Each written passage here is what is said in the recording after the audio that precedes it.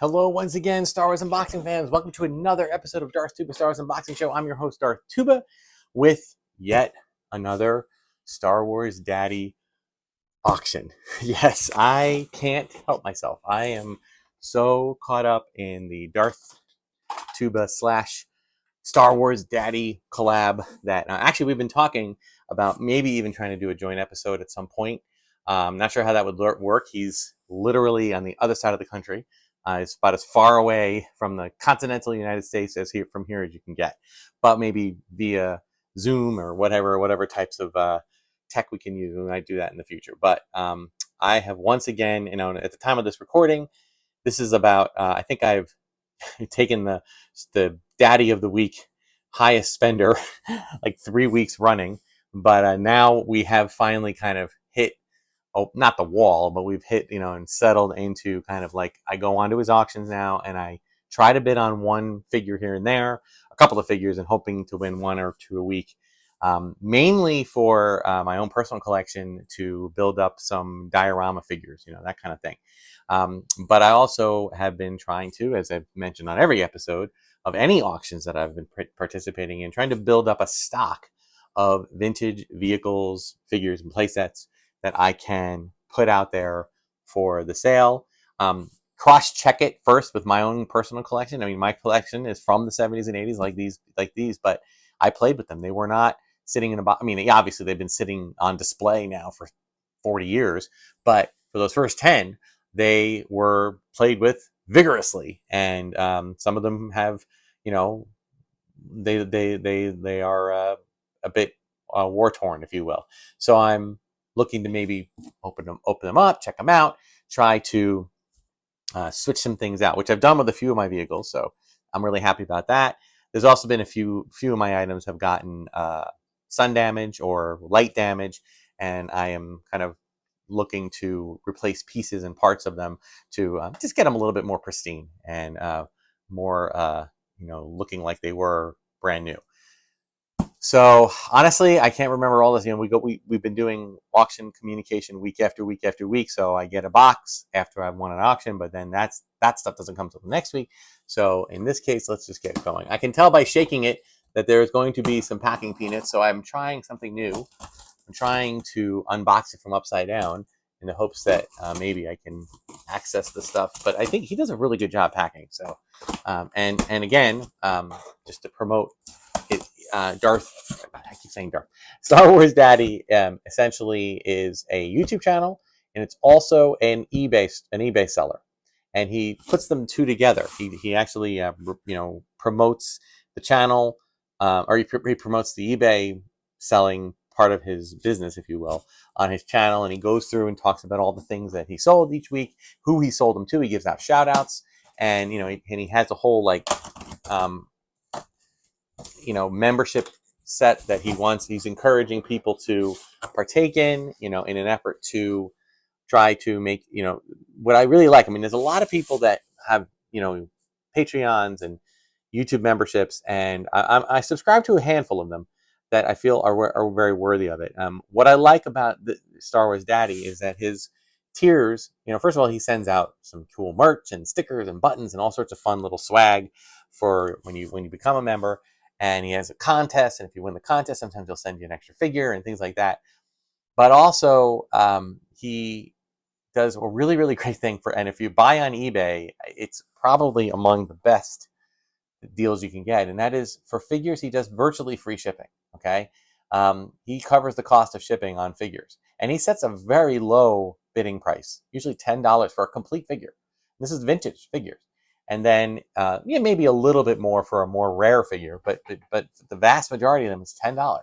And now people do bid, and it can get, like I said, if you watch the channel, it can get, watch the eBay auction at the last hour. It's usually Sunday. I think he said 3:00 Pacific time, so 6:00 Eastern time. You can start to see he's about 100, around 100, maybe a little more, a little less, that end each week, and you can see the bidding get vicious towards the end because they're high quality figures. He does not cheat you. He doesn't, he's very honest with everything he sells. If something is damaged, he puts a much lower price. Sometimes if he has a whole bunch of figures that are just I think recently he had a bunch of figures that he had purchased that unfortunately had somebody kind of scribbled their name underneath, like Andy from Toy Story, and therefore he kind of devalued the figures. So he put them all together in an auction, called it a beater lot, and still people were viciously auctioned by, trying to bid on them because there was a lot of figures for, and especially if you're just using them for displays or diorama, it was pretty cool. So Star Wars Daddy, check him out on YouTube, check him out on his eBay store. Again, weekly auctions, does some great stuff. But if you join the membership, not only does he either give you free shipping on smaller items and reduced shipping on bigger ones, but he runs a channel every week where he shows you some of the stuff that he's acquired, and you can reach out to him and ask to just purchase something outright. And if you are a member, he will give you that, luxury. It will give, so you guys agree on a price, and then he'll send it to you. You just send a PayPal, and he'll send you the item. So it's really, really cool, especially if you're looking at a bunch of items and you're like, oh, there's a snow speeder with the box and the instructions. I really need that for my collection. So you email him, how much for that? He'll give you a price. I've generally, out of respect for him, I don't really haggle. I accept the prices because I really do feel that, I've been to toy shows, I've been to the antique dealerships, I've been all over the place, and I know how much people are trying to get for these things. So everything he puts is very fair. It's a, none of this is mint in box, but it is very good quality, and the box is decent quality. So for most of us, that's a good place to start. So check them out. All right, so what do we got? I'm glad I did it upside down because I got exactly what I wanted here. We've got a couple things. Let's start with another one. This is one of these other, if I can do this without the packing peanuts flying everywhere. Oh, I lost one. This one, I actually have already bid on and won one of these. This is the Star Wars Electronic Battle Command game. Now, these are essentially items. Let me see here, just checking. Yeah, this is what I like about this, and it's not. As I've mentioned on previous episodes, these electric games that they released, that Kenner released, they are not all that spectacular. Okay, what makes them unique is, number one, they are among the only things that came out in 1977. There were no figures, there were no vehicles, there were no playsets. All of that took a few more months to get together. That's why they had that whole early bird mail away empty box campaign in December of 77. But things like this could very easily, these are just like kind of, off the rack type of electronic games, and things like paper products like puzzles and paint by number and things of that nature. Those were easy to produce quickly. And these games, maybe a little bit more complex, but still fast enough that they could get this out to consumers ahead of time. Okay, and again, electronics were just in their infancy, so there's kind of a nostalgic feel to it. The game is very simple. It's kind of like one of those Coleco, football or baseball games that are basically just dots on the screen. I don't even know how to play the game, honestly, but I do love collecting them. And then, I have one that I've kind of fashioned to become, took a piece from here, a piece from that one, a piece from this one, and I've kind of made a complete game with instructions and the power cord and everything. And now I just, when I see them, he has a pretty low price, and this is what I'm going to flip and put into the sale. Again, sometimes I just like to have a lot of vintage items. I'm trying to make a huge vintage presence in my yard sale so that it might entice buyers to come out, whether they buy that or buy modern, I don't care. But I always loved, again, the 77 early racing stripe. This is the first stuff that came out. Now, as far as the toy itself, I believe it is something in there, which I'll show. It actually includes something that I don't have, which it includes the little pad. All right, I don't believe I have the pad. I might, but I have to double check. So I'll cross check this with the other one. It also comes with the We Really Do Care. Oops, there's some paperwork here, and I know the paperwork might seem like a ridiculous thing to collect, but once you've collected all the toys, the little question and answer kind of survey, and then a little important. There's like a little extra instruction piece. So it's not complete, but there are things in there that I don't think I have from the other one. So I'm really glad to have that. Now, inside that, I'm glad I checked, was one figure that I did purchase, which was the, get him out of the thing here. This is his Death Squad commander, okay, which there he is. He's a little bit beat up on the helmet, okay, but nothing too serious, just a little tiny scuff of the paint. Otherwise, he's a pretty strong look. You know, his limbs are fairly tight. He does come with the blaster. I mean, as far as I'm concerned, the blaster is almost worth the price I paid for the figure. But accessories are so easy to lose that it becomes problematic.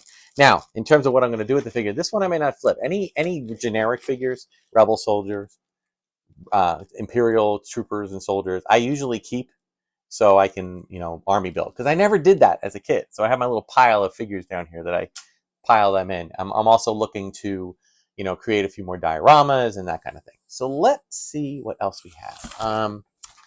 All right, we got another thing. This was actually something I asked for separately. It was a cockpit for the Millennium Falcon. Okay, I think I think I made an error. If you're watching Star Wars Daddy, this is not your error. This is my error. I thought this included the glass, you know, not the glass, the plexiglass that was inside of it. It does not. I see. So I already have this. I was actually looking for the other thing.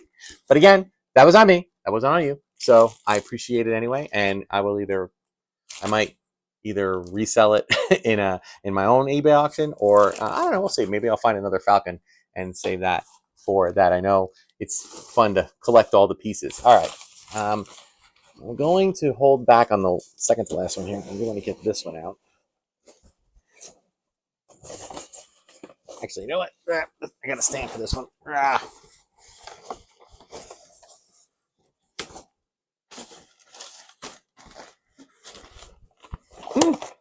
And once again, yet another Darth Vader figure. I already purchased one from him in a previous one. This is another one. I gotta dump out some of his things. It is a decent box. It is missing the top flap, so that's unfortunate. But nonetheless, it's got the cellophane on the top. So again, I'll probably end up just putting this one right out in the sale. I do believe it's complete. I think it came with the saber. I'll have to look inside the box to double check that. But you know, he said it on our channel. I am obsessed with the 12-inch figures. So I have them all. Okay, I don't have them all complete. So what I'm doing is just slowly trying to. This is really more to put out for the sale again, to have more vintage items. These run expensive, but they're not. You know, being that it's a partial box and a complete figure, it'll do all right in the sale.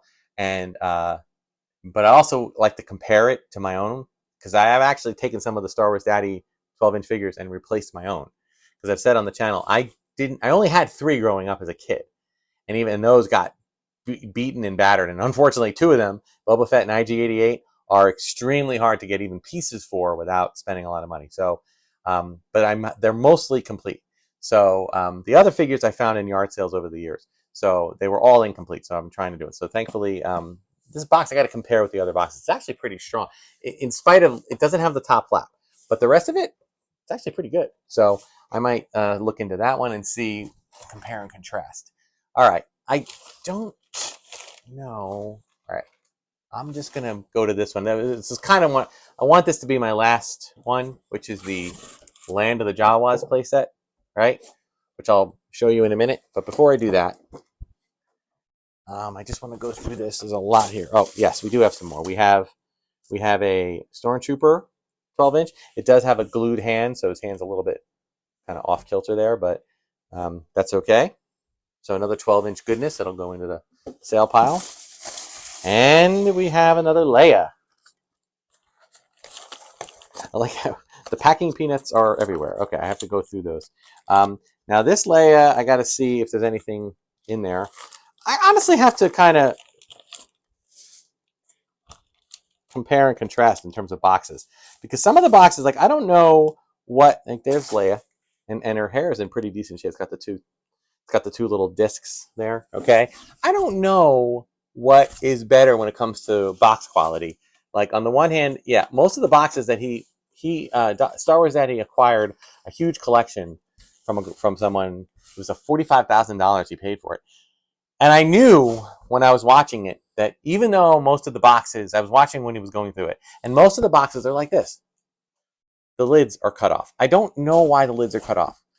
I think maybe they got tired of the fact that sometimes the lids flip open. so I don't know why, but all I can tell you is that the vast majority of the boxes that he had, the tops were damaged or were missing completely. I honestly don't know if that really affects the price. I've made a career, honestly, my whole adult life out of collecting slightly damaged Star Wars, mostly just individual carded figures that maybe were missing the purchase, or had a scratch on it, or had some dent on it. They still go for a lot of money. It's just more mid-range. You see a Luke Skywalker, and frankly, nothing. If it's a Star Wars logo or an Empire logo, you're not spending anything less than $200 or $300, even for a damage card. But Return of the Jedi, with a little damage, when it's pristine, you're going to spend $200-$300. When it's not, you can get it for under $100. So that's that makes a difference if you're trying to build up a collection. So the same is true for this. And I just wonder, now these guys have never been quite as popular as the carded figures, but I've always wondered what level of box we'll be getting. Again, this one has a pretty much complete set of cellophane. It looks like there was some tape used to kind of secure the box. So I'll compare this with my other Leia figure and see what we have. All right, anything else? There's a lot in here. I think that was it. I'm literally going to have to go through this in more detail just to make sure, but I think that's a lot of packing peanuts. Okay, I spend more time throwing out packing peanuts. I know I shouldn't. I should make a box for when the time, there's going to come a time when I'm going to want to sell some stuff and mail it out. And I'm going to wish I had all the packing peanuts that I've thrown out. So I apologize for that, but Land of the Jawas playset. Now I'm looking back here on my own collection, and I do not believe I have my Land of the Jawas box. So the box was part of the allure, okay? Because I need a box, all right? So, and again, I've always said, when I communicate with him, this is a better side. I said, I only need one good side. I only need one. I don't care what the back of it looks like, all right? I mean, this is just my own collection, and maybe I'll put this up on a display and put the play set in front of it, that kind of thing. So this is a great box. But in addition for this being a great box, it's mostly complete. I don't know if it's 100% complete, but let's put it together, shall we? Now, the problem with cardboard playsets.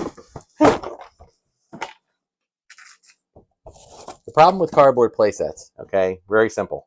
Cardboard playsets are made of cardboard.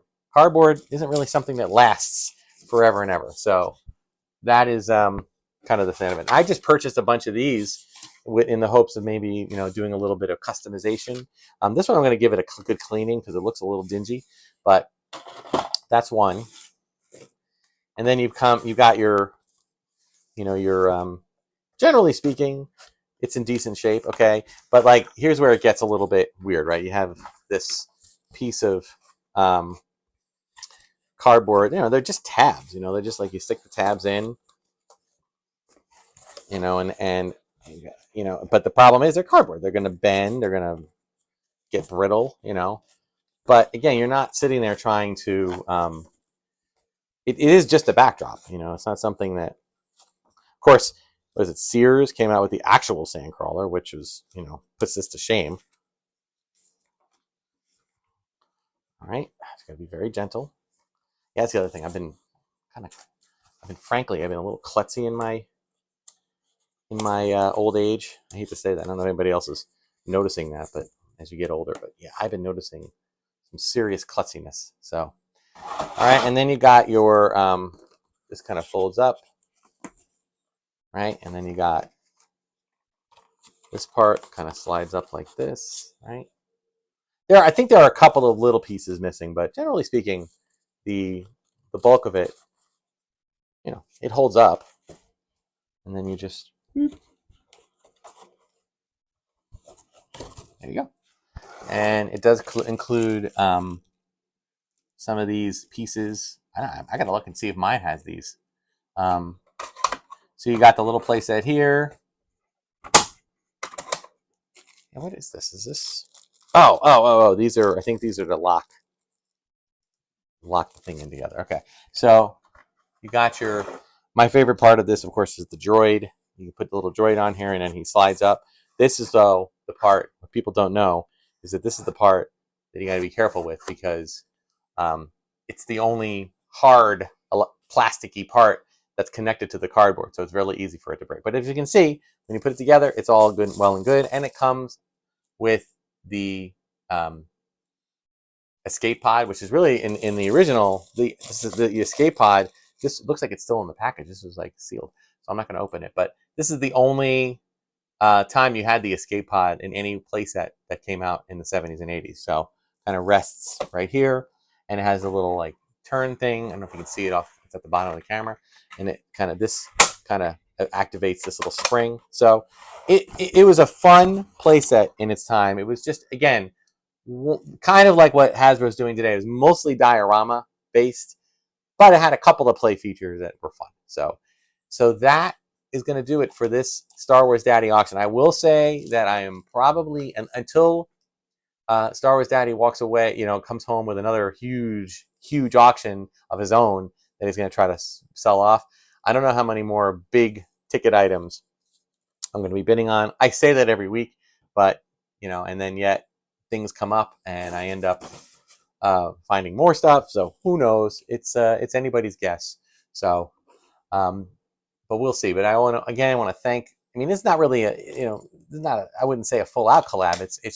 It's great to meet another fan, another person who enjoys. He's definitely more akin to the vintage 70s and 80s style. But I appreciate that, because I've been so not random, but I've been so much a part of the entire collecting world that now I'm like in a situation where I'm trying to get a little bit more knowledge of the details, the little nuances of the 70s and 80s collection from all aspects. Figures, it's crazy. There are like so many variations. I don't know if I'll ever be able to fully grasp all of them. But now that I'm trying, the next part of my main collecting, and I'm still collecting some modern stuff, but the other stuff is the vintage stuff. It's things like boxes and maybe inserts and other accessories and things like that. And it's always great to have a collaborator and a colleague, if you will, a Star Wars colleague like Star Wars Daddy, to kind of help teach you and work with you and do stuff like that. So thank you to him. And again, check out his channel, Star Wars Daddy, and check out his eBay seller information. Same thing, Star Wars Daddy. So that'll do it, guys. Thanks so much for watching. Be sure to like, subscribe, hit the notification button, hit that bell so you get notified of new videos. A lot of my videos are dropping almost on a daily basis right now, or at least they were. I generally drop on Sundays and Wednesdays. Check me out on Instagram and Bluesky, Darth Tuba Star Wars Unboxing page on Facebook. And until next time, without knocking anything over, may the Force and the toys be with you.